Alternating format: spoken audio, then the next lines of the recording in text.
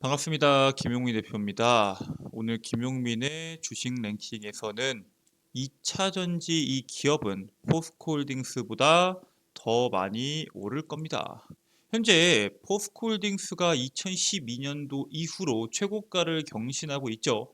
기업 가치를 제대로 재평가를 받고 있습니다. 철강기업에서 친환경 기업으로 재평가를 받고 있고요. 앞으로도 이와 같은 강세를 이어나갈 것으로 현재 시장은 예측을 하고 있습니다. 실질적으로 포스코홀딩스를 보유 중이신 투자자분들이라면은 끌고 가시는 전략도 상당히 중요하지만 오늘 영상에서는 글로벌 이슈로 포스코홀딩스만큼이나 강하게 움직일 수 있는 그러한 종목을 말씀드리려고 합니다.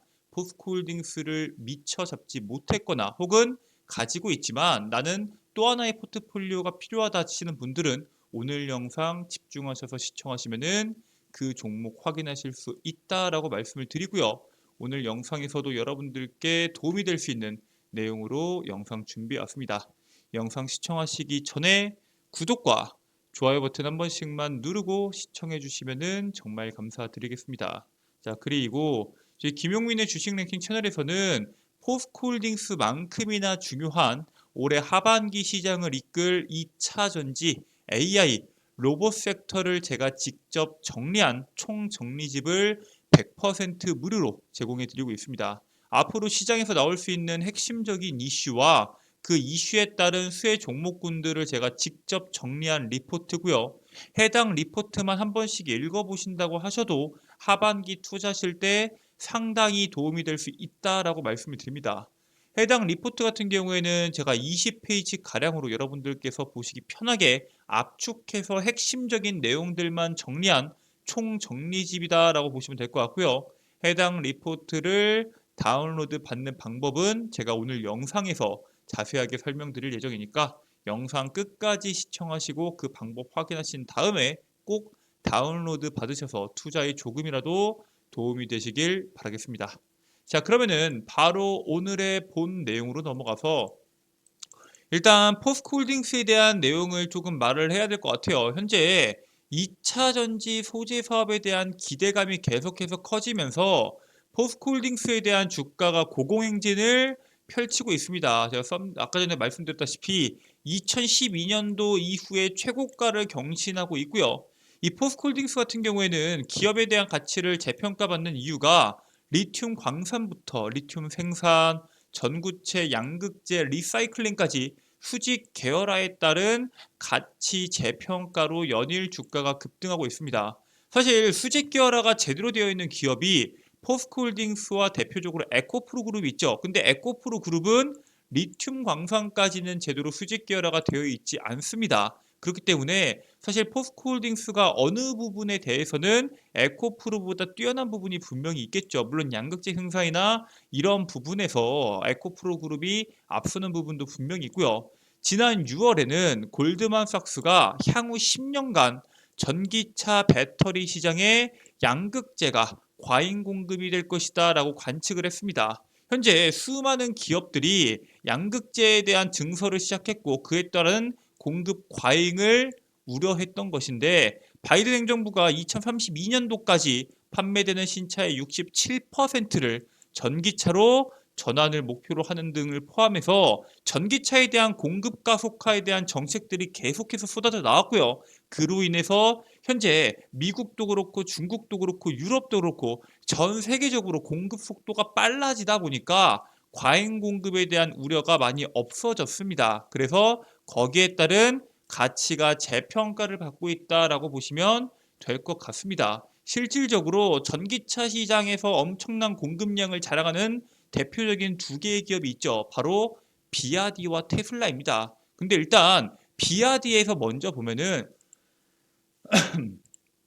세계 1위 비아디, 중국의 비아디 전기차가 유럽과 일본을 휘젓고 있는데 국내에서는 상당히 조용합니다.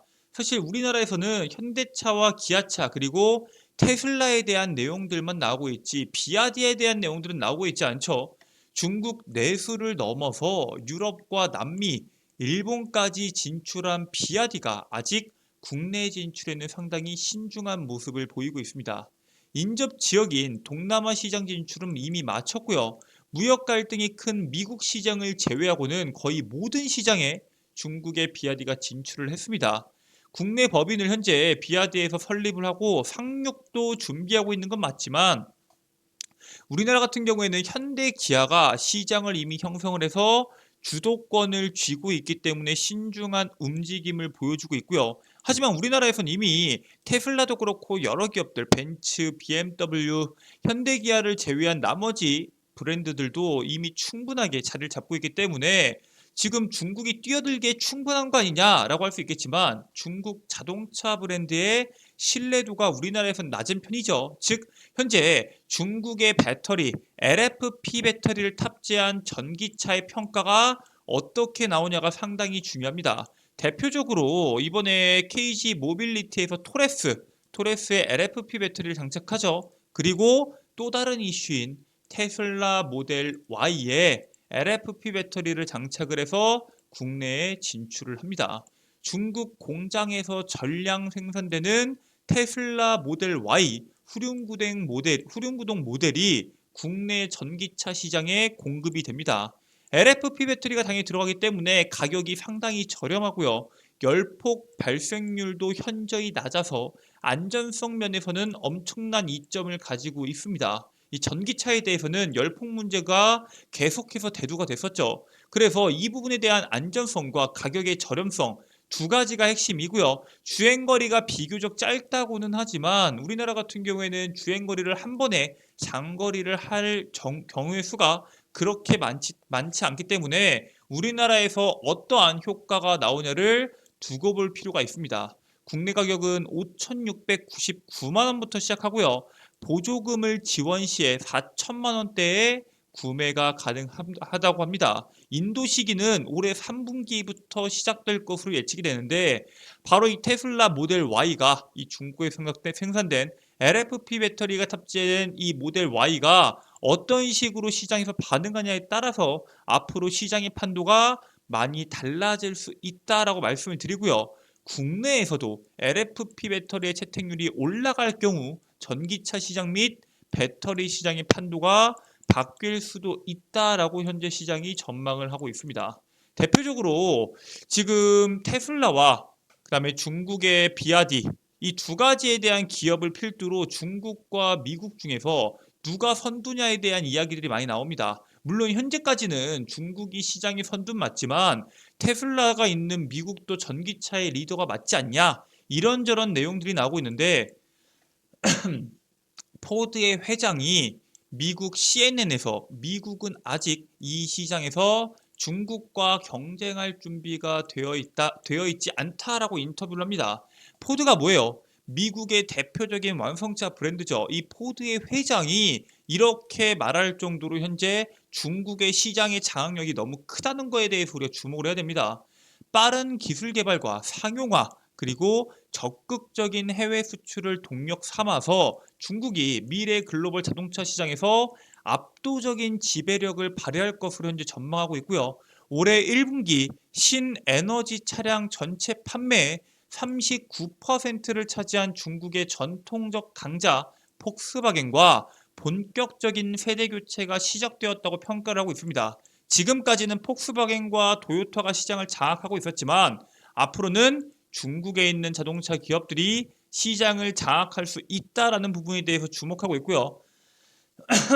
최근 전기차 신흥 시장으로 떠오르는 국가에서는 가장 많이 판매되는 전기차 했을 때 과거에는 테슬라였죠. 이제는 테슬라가 아니라 비아디다라는 이야기가 나올 정도입니다. 즉 신흥 시장에서도 비아디가 장악할 정도면은 앞으로도 미국 시장이 빠르게 성장하지 않는 이상 전체적인 시장에서는 중국이 견인해 갈 수밖에 없다라고 보시면 되고요. 이 중국 시장에 대해서는 우리가 좀 주목해야 될 게 있는 게 우리가 한때는 유럽이나 한국의 차량을 베끼는 카피캣이라고 불렀죠. 중국에 대한 기업들을 보고 기술력이 없다. 너희들은 베낄 뿐이다. 라는 평가가 많았는데 이제는 자율주행부터 배터리 핵심 기술 분야에서 앞서 나가기 시작합니다. 지난 14년간 전기차 보조금 지급을 통해서 돈을 쏟아부어서 이 전기차에 대한 상용화를 발빠르게 대응했다고 하면은 이제는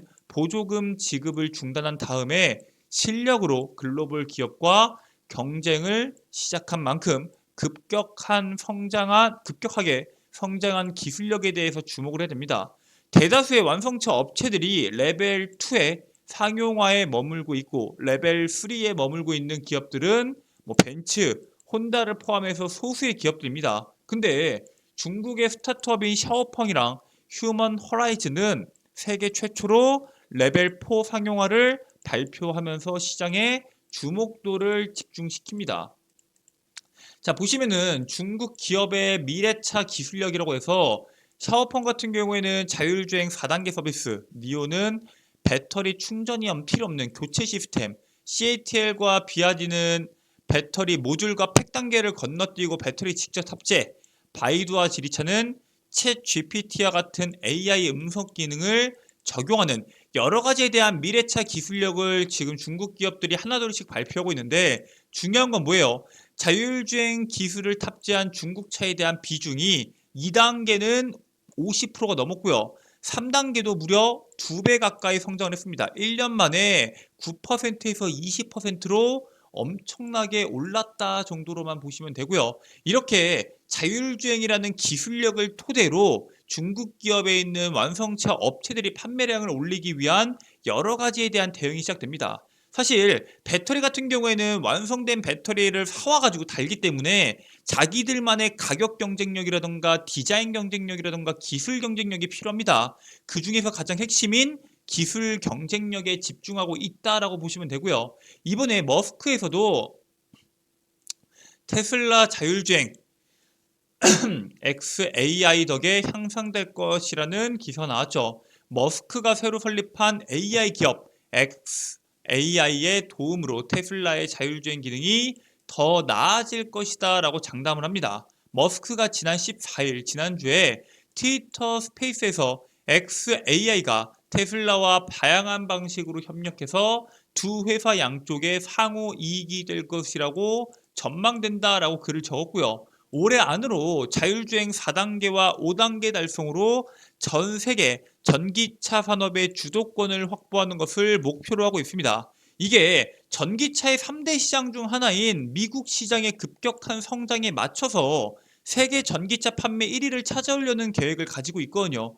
실질적으로 지금 전 세계에서 가장 큰 시장이라고 하면은 중국 시장, 유럽 시장이 맞지만 가장 큰 성장의 시장이라고 하면은 미국 시장이 가장 큰 시장은 맞습니다. 지금까지 성장한 폭 자체가 워낙 적기 때문에 앞으로 폭발적으로 성장할 수 있는 배경이 깔려 있거든요. 그래서 이미 전기차 시장에서 2분기에 엄청난 판매량을 보여줬죠. 미국 전기차 판매가 블록버스터급 성장세를 기록을 했고요. 23년 1분기보다 약 14% 증가한 수준, 지난해와 같은 기간 판매량 대비 50% 엄청나게 폭증한 규모입니다. 이 이유로는 저렴한 가격부터 연방 정부의 새로운 세금 인센티브, 더 많은 전기차 모델 출시 등이 판매를 촉진하는 여러 가지에 대한 재료다라고 이야기를 하고 있고요. 이 중에서도 테슬라의 모델 Y는 미국 전기차 시장의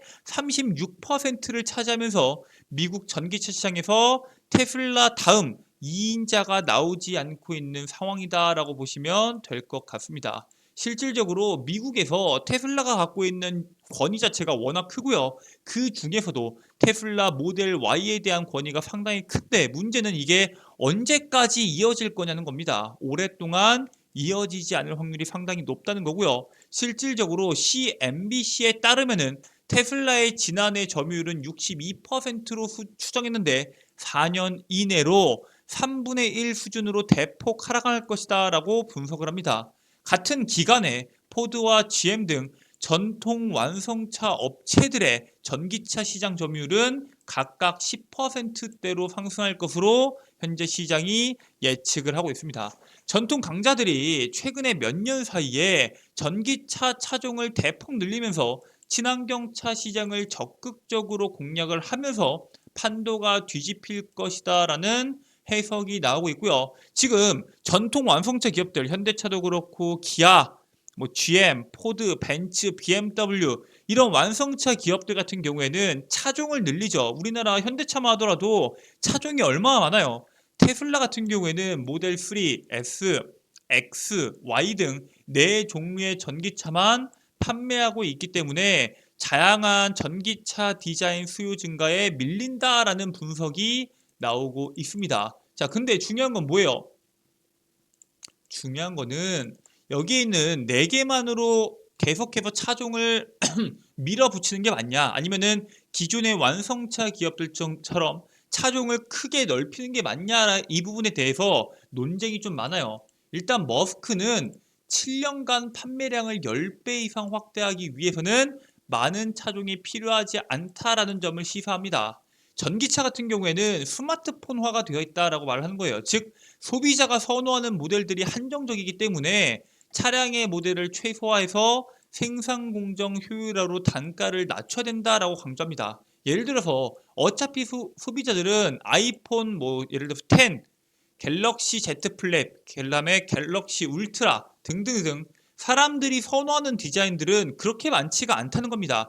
어차피 몇 개 팔리지도 않는 모델들 때문에 공정을 복잡하게 하게 된다면은 마진율은 더 떨어질 수밖에 없기 때문에 이러한 부분에서 통일을 시키는 게 훨씬 유리하다라고 이야기하는 거고요. 실제로 일각에서는 테슬라가 100여 년 전 모델 T를 고집하다가 몰락한 사례가 되풀이되는 것이 아니냐라고 우려를 하고 있는 게 맞습니다. 실질적으로 과거에 이 모델 T 사건 같은 경우에는 이 포드의 국민차라고 불렸죠. 근데 얘네들이 페인트 같은 것도 포함해가지고 단순화를 시켜서 영업이익률을 높게까지 올리는 걸 목표로 했습니다. 그래서 실질적으로 다른 기업들, 포드를 제외한 경쟁 차종 같은 경우에는 직원이 6만 6천 명이 넘었는데도 불구하고 1년에 연간 생산하는 자동차 횟수가 30만 대에 불과했는데 포드 같은 경우에는 이 공정 효율화로 인해서 13,000명의 직원으로 30만 대가 넘는 차량을 생산했거든요.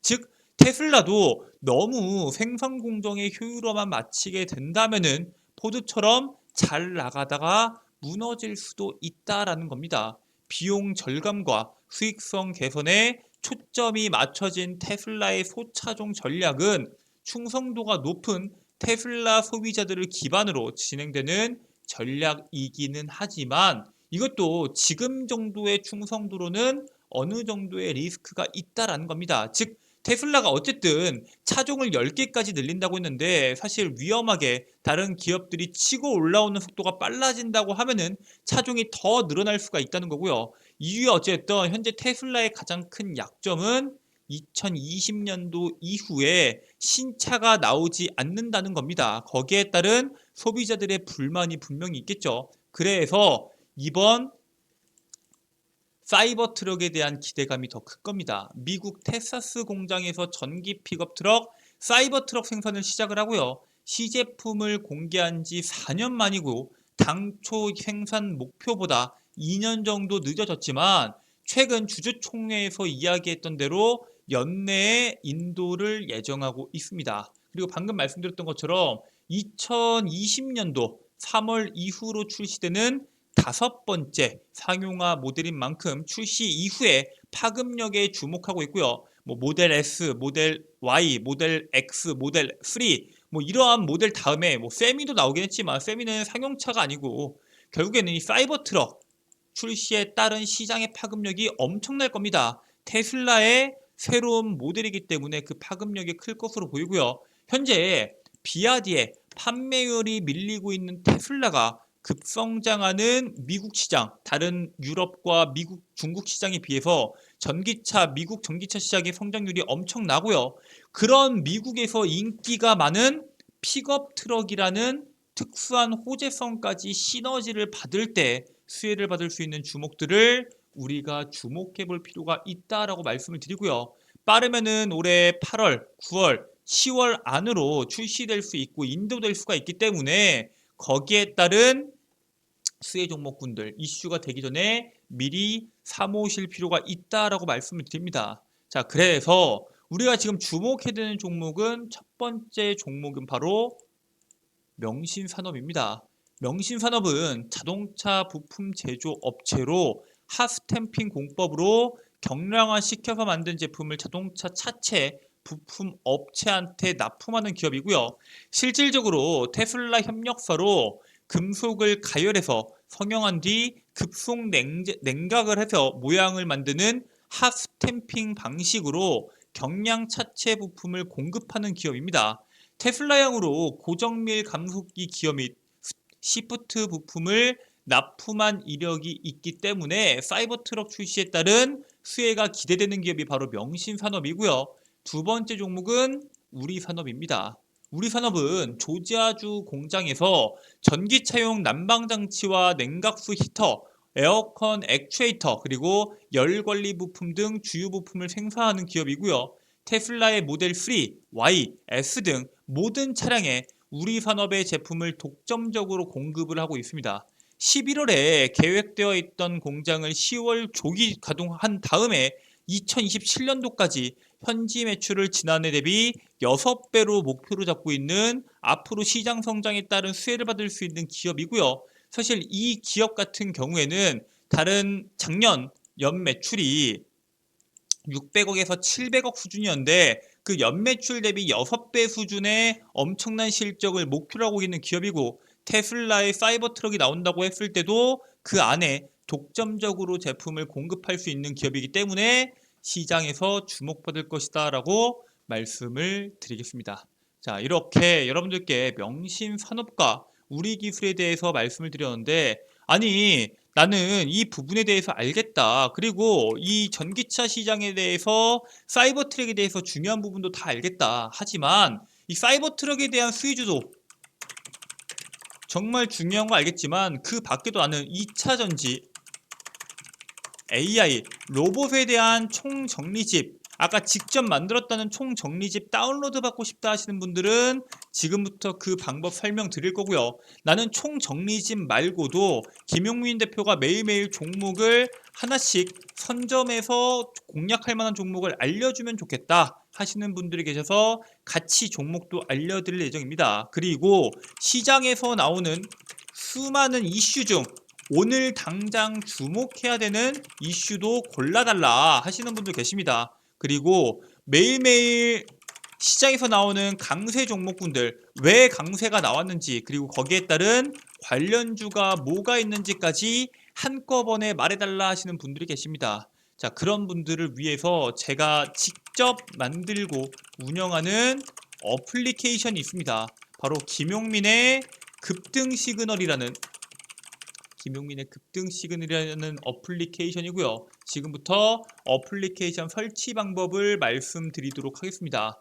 여러분들 핸드폰 보시면은 구글 플레이 스토어가 있습니다. 구글 플레이 스토어에다가 김용민의 급등 시그널을 검색하시면 어플리케이션이 딱 나오시죠. 해당 설치 부분 누르시면은 100% 무료로 설치가 가능하시고요. 아니 어플리케이션 다운로드 받고 나면은 또 회원가입해야 되는 거 아니냐, 전화번호 적어야 되는 거 아니냐, 전화번호 적으면 항상 유출되는데 전화번호 안 적는 방법 없냐 물어보실 수 있습니다. 저희 김용민의 급등 시그널은 전화번호, 개인정보 하나도 적으실 필요 없습니다. 그냥 어플리케이션 로그인 하셔서 이용만 하시면 되시고 개인정보가 들어가지 않기 때문에 누구나 편하게 이용하실 수 있다라고 말씀을 드립니다. 자, 그리고 어플리케이션 로그인까지 마치셨다고 하시면은 어플리케이션이 이런 식으로 나올 겁니다.